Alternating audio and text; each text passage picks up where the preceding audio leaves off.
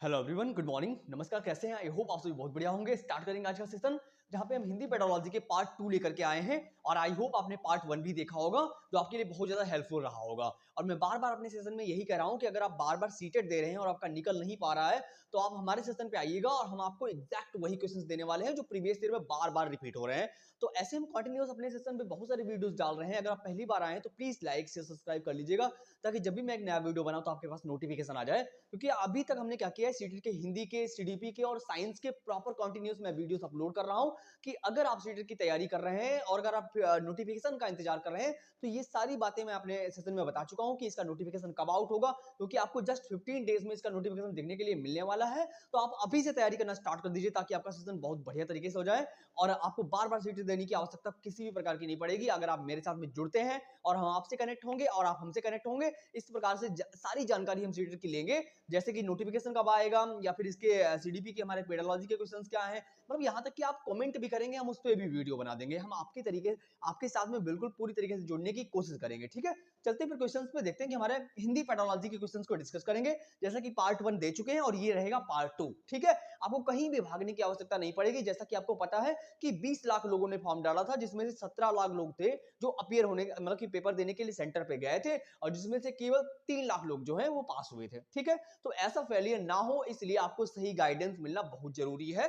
ठीक है, तो चलते हैं सेशन पे और क्वेश्चंस का एकदम कॉन्सेप्ट जानने की कोशिश करेंगे। कि पेडोलॉजिकल क्वेश्चंस होते हैं तो यहाँ पे थोड़ा सा आपको समझने की बस वही होती है। यहाँ पे रटने में रोट लर्निंग बिल्कुल मत जाइएगा। बहुत अच्छे क्वेश्चंस होते हैं, मतलब समझ के करिएगा तो कभी भी आपका क्वेश्चन गलत होगा ही नहीं। ठीक है, और फिर हम आपके साथ में हैं और आप हमारे साथ में हैं तो एकदम बढ़िया से सेशन को करेंगे। ठीक है, चलते फिर। आई होप अगर आप पहली बार आए तो प्लीज लाइक शेयर कर लेंगे और देन हम जब भी टीचिंग से रिलेटेड कोई भी वीडियो बनाएंगे तो आपके पास नोटिफिकेशन आ जाए। चलते फिर क्वेश्चंस पे देखते हैं कि हमारा फर्स्ट क्वेश्चन क्या कह रहा है। थोड़ा सा डिस्कस करेंगे कि सीडीपी जो सारी हिंदी पेडोलॉजी के जो हम क्वेश्चंस करने जा रहे हैं, अगर आप पहली बार आए हैं तो लाइक शेयर कर ही लेंगे, उसमें कोई कहने वाली बात है नहीं। चलिएगा चलते हैं क्वेश्चंस पे, देखते हैं कि हमारा फर्स्ट क्वेश्चन क्या कह रहा है। थोड़ा सा समझने की कोशिश करेंगे कि फर्स्ट क्वेश्चन क्या कह रहा है। पढ़िएगा और जवाब देने की कोशिश कीजिए कि फर्स्ट क्वेश्चन हमारा क्या कह रहा है। देखिएगा, कह रहे हैं कि उच्च प्राथमिक स्तर पर भाषा शिक्षण का उद्देश्य नहीं है। यानी कह रहे हैं कि उच्च प्राथमिक स्तर पर भाषा शिक्षण यानी शिक्षा जो भाषा आप पढ़ा रहे हैं, हिंदी लैंग्वेज पढ़ा रहे हैं, उसका उद्देश्य क्या नहीं है। कह रहे हैं उच्च प्राथमिक स्तर पर भाषा शिक्षण का उद्देश्य नहीं है। यानी हमसे निगेटिव पॉइंट पूछा गया है कि कौन सा ऐसा नहीं है। चलिए पढ़ते हैं ऑप्शंस को और करेक्ट करने की कोशिश करेंगे कि कौन सा यहाँ पे ऑप्शन एकदम क्लियर होगा। चलिएगा, कह रहे हैं कि निजी अनुभवों के आधार पर भाषा का सृजनशील प्रयोग। भाई ये तो पॉइंट एकदम बढ़िया सा कहा गया है कि जहां पे अपने अनुभव के आधार पर क्या करोगे, आप अपने अनुभव के आधार पर भाषा का सृजन तो यानी बढ़िया तरीके से प्रयोग करोगे। जब जिस किसी भी भाषा को जब आप सीखते हैं तो जब आप इंटरैक्ट करेंगे, भाषा को आपस में डिस्कशन करेंगे, डिबेट करेंगे, सीखेंगे, अपनी भावनाओं को व्यक्त करेंगे, तो वहां पे भाई तो ये तो बेस्ट पॉइंट है यहाँ पे हमारे लिए। और इन्होंने हमसे पूछा है कि निगेटिव यानी उद्देश्य नहीं है भाषा के व्याकरणिक बिंदुओं की परिभाषाओं को जानना। अच्छा ये बताओ कि अगर आप भाषा सीख रहे हैं, मान लीजिए किसी भी लैंग्वेज को आप सीख रहे हैं, तो आप क्या करेंगे भाई, किसी परिभाषा मतलब कि उसकी जितनी भी परिभाषाएं हैं वो आप रटवा देंगे उसको। यानी जितने भी कह रहे हैं कि व्याकरणिक बिंदु यानी जितने भी ग्रामर पॉइंट है, व्याकरणिक बिंदु होते हैं, उनको रटवाओगे। देखो मैं आपको सिंपल बोल रहा हूं कि आपको सीटेट में ग्रामर पढ़ने की यानी व्याकरण पढ़ने की कोई भी नीड नहीं है। ठीक है, यहाँ पे हिंदी पेडोलॉजी में बहुत ही सिंपल सिंपल क्वेश्चंस आते हैं ग्रामर के, जैसे समास क्या होता है, संधि क्या होती है। ये छोटे छोटे क्वेश्चंस आपको पैराग्राफ या पैसेज देख के पता चल जाएगा, आपको पढ़ने की नीड नहीं है। या आपने जो अपने स्कूलिंग में बहुत सारी ग्रामर पढ़ी होगी उतना ही आपके लिए काफी है। अभी यहाँ पे आपको ग्रामर पढ़ने की कोई भी नीड नहीं है। ठीक है, तो कह रहे हैं कि भाषा के व्याकरणिक बिंदु है। भाई व्याकरणिक बिंदु की बात कर रहे हैं आप, क्या बिंदु यानी जितनी भी ग्रामर है उसको रटा दोगे। भाषा की बारीकी और सौंदर्य बोध को समझने की क्षमता, यानी हाँ बिल्कुल ये भाषा को समझने, भाषा को जब अंडरस्टैंड कर पाओगे तभी तो आप समझ पाओगे उसको। नेक्स्ट में बोला है कि विभिन्न साहित्यिक विधाओं की समझ का विकास, यानी डिफरेंट डिफरेंट टाइप की विधाएं जो होती हैं, यानी कह रहे कि हमारी भाषा में डिफरेंट डिफरेंट जो विधाएं हैं उनको सीखने की कलाएं, उनको सीखोगे, उनको जानोगे। हाँ ये सारे पॉइंट ठीक लग रहे हैं मुझे, ये भी बढ़िया है, ये भी बढ़िया है। लेकिन हम भाषा की जो जितना भी ग्रामर है कह रहे कि उसको रट लो, ये बिल्कुल निगेटिव पॉइंट दिया गया है और यही सही है क्योंकि पूछा ही यही था। ठीक है, आई होप आपको क्वेश्चन समझ में आ गया होगा। अगर क्वेश्चन समझ में आ गया हो तो अभी हम चलेंगे नेक्स्ट क्वेश्चन पे। आई होप आपको ये समझ में आ गया होगा। देखिए मेरी बात सुनते रहिएगा, मैं कितने भी आपको क्वेश्चन करवा दूं, कितने भी नोट्स बनवा दूं, लेकिन जब तक आप अपने पास से नहीं पढ़ेंगे, मतलब खुद से हैंड रिटन नोट्स बनाइए, आपको काफी ज्यादा मात्रा में हेल्प मिल जाएगी। या फिर आप क्या करेंगे, आप स्क्रीनशॉट मारिए या फिर मैं पीडीएफ भी दे दूंगा आपको अगर कोशिश करेंगे। ठीक है, चलते फिर नेक्स्ट क्वेश्चन पे देखते हैं कि हमारा नेक्स्ट क्वेश्चन क्या कह रहा है। थोड़ा सा हम आगे बढ़ने की कोशिश करेंगे। आई होप आपको क्वेश्चन समझ में आ रहे होंगे। चलते हैं फिर सेकंड क्वेश्चन पे, देखते हैं कि हमारा सेकंड क्वेश्चन क्या कह रहा है। पढ़िएगा और थोड़ा सा इसको समझने की कोशिश करिए कि क्या हमारा सेकंड क्वेश्चन क्या कह रहा है। देखिएगा, कह रहे कि भाषा की नियमबद्ध प्रकृति को पहचानना और उसका विश्लेषण करना उच्च प्राथमिक स्तर पर भाषा शिक्षण का क्या है, उद्देश्य है, उद्देश्य नहीं है, एकमात्र उद्देश्य है, मुख्य उद्देश्य है। तो सिंपल भाषा में सीखिए, कहने की भाषा की नियमबद्ध प्रकृति को यानी भाषा के नियमों को पहचानना और उनका एनालिसिस करना, विश्लेषण करना उच्च प्राथमिक स्तर पर भाषा शिक्षण का। देखिए, आप किसी भी भाषा को सीख रहे हैं, जब तक आप उस पर एनालिसिस नहीं करेंगे, उसको सीखने की कोशिश नहीं करेंगे, तब तक कोई भी लर्निंग मतलब कि भाषा सीखना क्या, कोई भी लर्निंग नहीं हो सकती जब तक आप उसको सीखने की कोशिश नहीं करेंगे बार बार। सिंपल बात है ना। तो भाई ये एकदम उद्देश्य है, ठीक है। तो हमारा ए ऑप्शन जो है वो एकदम करेक्ट ऑप्शन है कि भाषा की नियमबद्ध प्रकृति को पहचानना, उसका विश्लेषण करना, एक्टिविटीज करना, डिफरेंट डिफरेंट टाइप से उसको समझने की कोशिश करना। तो ये एकदम उद्देश्य बढ़िया है, एकदम पॉजिटिव था हमारा। ऑप्शन ए जो है वो एकदम करेक्ट है। आई होप आपको समझ में आ गया होगा। और इससे पहले मैं प्रॉपर वीडियो डाल रहा हूं, अगर आप पहली बार आए तो उनको देखने की कोशिश कीजिएगा। हम सीटेट तक आपका पूरा क्लियर करा के ही छोड़ेंगे, ठीक है। चलते हैं नेक्स्ट क्वेश्चन पे, देखते हैं कि हमारा नेक्स्ट क्वेश्चन क्या कर रहा है। थोड़ा सा आगे बढ़ने की कोशिश करेंगे कि हमारा नेक्स्ट क्वेश्चन, क्वेश्चन नंबर 3 क्या कह रहा है और क्या कहने की कोशिश कर रहा है। जब आप थोड़ा समझेंगे तो आई होप आपको क्वेश्चन समझ में आ ही जाएगा, ठीक है। चलते हैं, देखते हैं कि हमारा क्वेश्चन क्या कह रहा है। कह रहे हैं कि निम्नलिखित में से किसके अधिकाधिक अवसर मिलने से विद्यार्थियों के भाषा और साक्षरता विकास को बल मिलेगा। यानी कह रहे हैं कि अधिकाधिक अवसर मिलने पर, भाई कोई विद्यार्थी है, कोई बच्चा है जिसको क्या मिल रहा है, अधिकाधिक अवसर मिल रहा है भाषा सीखने के, तो आप किस बात पे बल देंगे। बच्चे पर बोझ डालें, और बगैर सीमित, बच्चे पर बोझ तो आपको डालना ही नहीं, ये तो बिल्कुल निगेटिव पॉइंट है।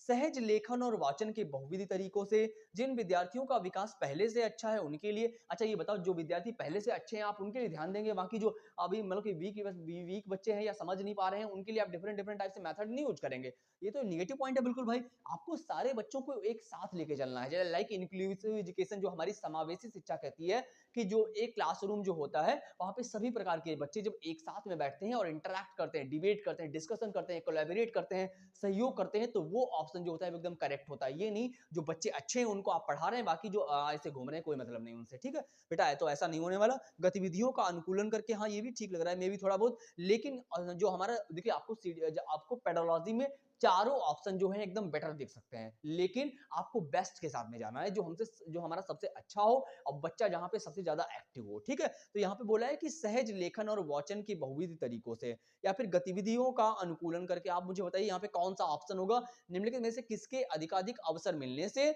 विद्यार्थियों के भाषा और साक्षरता, यानी कि सबसे ज्यादा अवसर मिले तो भाषा क्या सीखेगा। लिखा हुआ है सहज लेखन और वाचन के बहुविध तरीकों से। जो करेक्ट ऑप्शन जो है वो बी ऑप्शन है। मतलब यहाँ पे क्या कह रहे हैं कि बच्चे को अगर अवसर मिल रहे हैं, मतलब उसको क्या नाम, अपने किसी भी एक्टिविटी में अपने आप को पार्टिसिपेट करने का मौका मिल रहा है, या भाषा के बहुविध तरीकों से बात करने का मौका मिल रहा है, डिफरेंट डिफरेंट टाइप के आसपास के लोगों से वो इंटरेक्ट कर पा रहा है, समझ पा रहा है और अपनी बातों को सहज तरीके से कह पा रहा है, वही बात कह रही है बहुविध तरीकों से। यानी बात कर वाचन के बहुविध तरीकों से, यानी बच्चा जब होता है, जब डिफरेंट डिफरेंट टाइप से बात कर पाता है, जिस लैंग्वेज को सीखना चाह रहा है उस लैंग्वेज में, उस लैंग्वेज के क्वेश्चंस को समझ पाता है। लाइक समझ पा रहे हैं आप क्या मैं क्या कहना चाह रहा हूं। मेरे कहने का मतलब केवल वही है कि अगर आप अधिगम कर रहे हैं, किसी भाषा को सीख रहे हैं, जब तक आप उस पर इंटरेक्ट नहीं करेंगे, आपस में बोलचाल वाली भाषा नहीं करेंगे, तो आप जल्दी सीख नहीं पाएंगे। तो हमारा ए जो बी ऑप्शन है वो एकदम करेक्ट ऑप्शन है, ऐसा कोई भी नहीं है, ठीक है। चलते हैं फिर नेक्स्ट क्वेश्चन पे। आई होप आपको समझ में आ गया होगा। देखेंगे हमारा फोर्थ क्वेश्चन क्या कह रहा है। थोड़ा सा आगे बढ़ने की हम कोशिश करेंगे, देखिएगा थोड़ा समझने की कोशिश कीजिएगा, हम आपके साथ कनेक्ट होने की कोशिश करेंगे पूरी तरीके से। और आपको जो भी समझ में नहीं आया आप कमेंट कर सकते हैं, मैं उस पर वीडियो बनाने की कोशिश करूंगा, ठीक है।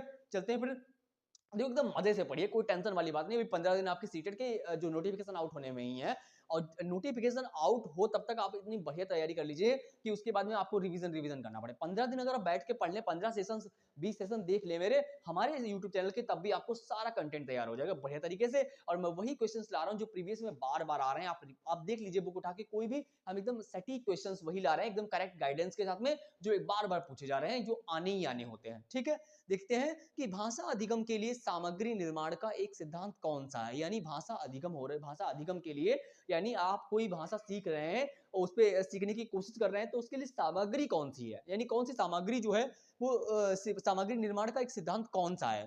पहला ऑप्शन देखिए क्या कह रहा है कि प्रत्येक आयु वर्ग के लिए जटिल सामग्री का चयन किया जाना चाहिए। अच्छा ये बताओ, बच्चा कोई किसी भी आयु का है, छोटा 4 साल का बच्चा है, 2 साल का बच्चा है, उसके लिए जटिल सामग्री यानी डिफिकल्ट सामग्री आप लाएंगे तो बिल्कुल गलत बात है। बच्चे के अकॉर्डिंग आप सामग्री दीजिए, यानी जैसा इंसान हो, जैसा व्यक्ति हो। मान लीजिए हम आपको पढ़ा रहे हैं और आपके लायक हम कंटेंट ना दे तो फिर क्या फायदा ना। जब हम आपके तरीके से कंटेंट देंगे, यानी आप जिस चीज की प्रिपरेशन कर रहे हैं, जैसे मान लीजिए रीट का एग्जाम है तो मैं रीट के भी क्वेश्चंस दिए हुए हैं अपने चैनल पे, तो मैं आपके अकॉर्डिंग क्वेश्चन देने की कोशिश कर रहा हूँ और आपके जैसा आपको समझ में आए उस तरीके से पढ़ाने की मैं कोशिश कर रहा हूँ। ठीक है, तो आपके अकॉर्डिंग होना चाहिए, ये नहीं कि जिस तरीके से आप हैं पता नहीं कहाँ का मैं सिलेबस ला रहा हूँ, जटिल सामग्री, ऐसा कुछ भी नहीं है कि अब जैसा जैसी नीड होती है आप वैसा पढ़ाइए। सामग्री को धीरे धीरे स्तरवार बनाना चाहिए, ये पॉइंट एकदम बढ़िया सा दिया हुआ है कि जैसा आप धीरे धीरे लेवल बढ़ाते चले जाइए। मतलब शुरू शुरू में आप नॉर्मल से क्वेश्चन पूछिए, उसके बाद में धीरे धीरे आप बढ़ाते चले जाइए, स्तर बढ़ाते चले जाइए। ये बात बिल्कुल सही कही कि देखो कोई भी बच्चा हो, जब आप सिखाते हैं उसको तो शुरुआत में कोई चैप्टर भी हम जब पढ़ाते हैं तो पहले हम उसका ओवरव्यू बताते हैं, लाइक उसके चैप्टर के अंदर हम क्या क्या डिस्कस करने वाले होते हैं,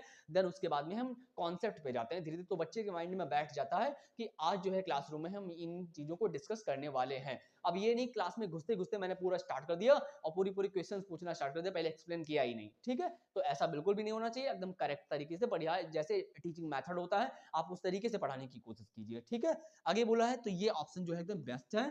देख लेते हैं आगे, शायद में भी कोई अच्छा हो कि पाठ्य पुस्तकें अपने आप में पर्याप्त हैं, इसलिए शिक्षार्थियों को और कुछ देने की जरूरत नहीं है। अच्छा केवल जो है वो किताबें बढ़िया होती, मतलब किताबें बच्चे को दे दी, वो पढ़े और ना पढ़े आपका काम खत्म हो गया। भाई टीचर होता क्या है, वही सिंपल बात कही जा रही है। जब तक आप बच्चों को अच्छे तरीके से पढ़ा ना सकें, अच्छे तरीके से उनको टीचिंग मेथड प्रोवाइड ना करा सके, ऐसे तो कंटेंट तो अवेलेबल दुनिया भर में सारी चीजें, सारी किताबें रखी हुई हैं, उसके घर में सारी किताबें रखी पड़ी हैं तो किताबों से पढ़ ले, है ना। जब तक उसको करेक्ट गाइडेंस नहीं मिलेगी, सामने से कोई पढ़ाएगा नहीं, बताएगा नहीं, तब तक बच्चा कैसे सीख पाएगा। ये आपने कैसे कह दिया कि उसके पास किताबें हैं तो आप वो अच्छे तरीके से सीख पाएगा, ऐसे तो बिल्कुल नहीं होने वाला, है ना। आई होप आपको समझ में आ रहा होगा कि क्या कहना चाह रहा हूँ। नेक्स्ट में इन्होंने बोला है कि सामग्री बहुत ही सूचनाप्रद होनी चाहिए, जितनी भी आपने कंटेंट उसको प्रोवाइड किया है वो एकदम बढ़िया होना चाहिए। भाई ये कौन सी बात हुई, अगर कैसे, मतलब कि वही बात है ना कि जब बच्चा इंटरेक्ट ही नहीं कर पाएगा, आप उसको कुछ भी प्रोवाइड करा दो, कहां से पढ़ पाएगा ना। वही चीजें हैं, जब तक बच्चा धीरे धीरे पढ़ेगा, इंटरेक्ट करेगा, आप चीजों को बढ़ाएंगे, लेवल बढ़ाएंगे, क्वेश्चन बढ़ाएंगे, तभी बच्चा सीख पाएगा। आई होप आपको ये समझ में आ गया होगा। तो अभी हम चलेंगे नेक्स्ट क्वेश्चन पे, देखते हैं कि हमारा नेक्स्ट क्वेश्चन क्या कह रहा है, थोड़ा सा आगे बढ़ने की कोशिश करेंगे। देखते हैं हमारा फिफ्थ क्वेश्चन जो है वो क्या कह रहा है, समझिए और ऑप्शन को करेक्ट करने की कोशिश कीजिए और बताइए कि कौन सा ऑप्शन यहाँ पे एकदम करेक्ट होगा। चलिएगा देखते हैं। कह रहे हैं कि शिक्षार्थियों के लिए मुक्त लेखन का मुख्य लाभ क्या है। पहला क्वेश्चन, मतलब कि क्वेश्चन नंबर 5 क्या कह रहा है कि शिक्षार्थियों के लिए मुक्त लेखन का मुख्य लाभ क्या है।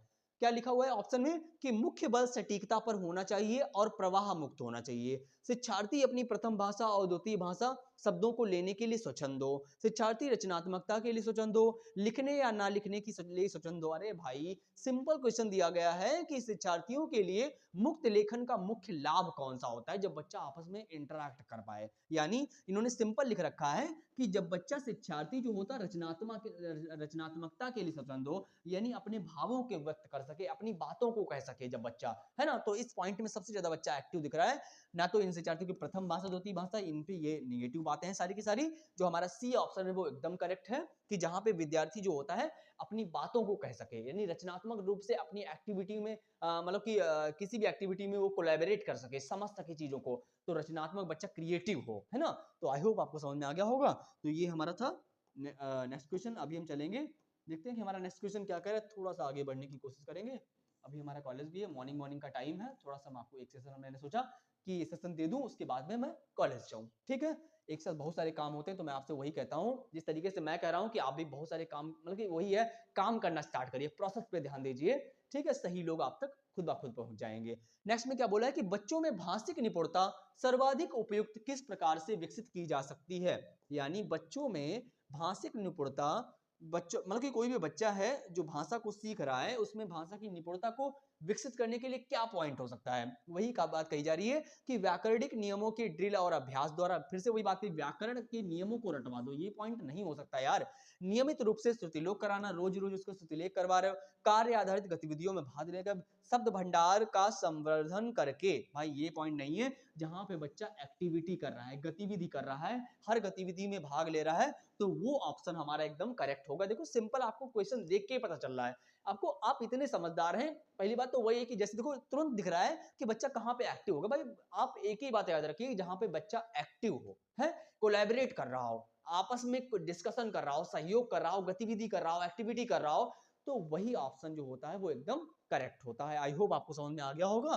तो अभी हम चलेंगे नेक्स्ट क्वेश्चन पे, देखते हैं कि हमारा नेक्स्ट क्वेश्चन क्या कह रहा है। थोड़ा सा आगे बढ़ने की कोशिश करेंगे क्वेश्चन नंबर 7 पे, कि देखते हैं हमारा क्वेश्चन नंबर 7 क्या कह रहा है। थोड़ा सा आप आगे बढ़ने की कोशिश कीजिए, पढ़िएगा और थोड़ा समझने की कोशिश कीजिए। देखिए कह रहे कि भाषा अधिगम के बारे में कौन सा सही है, यानी अगर आप भाषा सीख रहे हैं तो उसके बारे में कौन सा सही है, उसके बारे में आपको बताना है कि सभी प्रकार की विषय वस्तु भाषा अधिगम है या विषयों का अधिगम भाषा अधिगम में मदद नहीं करता है, विज्ञान और गणित सीखने के लिए भाषा महत्वपूर्ण नहीं है, भाषा अधिगम विषय सामग्री और वृत्तांतों के आधार पर होनी चाहिए। भाई क्या बात बोली जा रही है, देखो कितना निगेटिव से कुछ पॉइंट दिए गए हैं और आप मतलब कि क्वेश्चन को आप समझ सकते हैं कि क्या कह रहा है। भाई अगर लर्निंग कर रहे हैं, आप भाषा को सीख रहे हैं, तो वो भाषा तो मतलब कि आप बात कर रहे हैं किसी से तब भी सीख रहे हो। जरूरी थोड़ी कि गणित सीख रहे हो तो उसके लिए भाषा इंपॉर्टेंट नहीं है, ऐसा कुछ नहीं है कि विज्ञान और गणित के लिए आपको भाषा नहीं सीखनी है।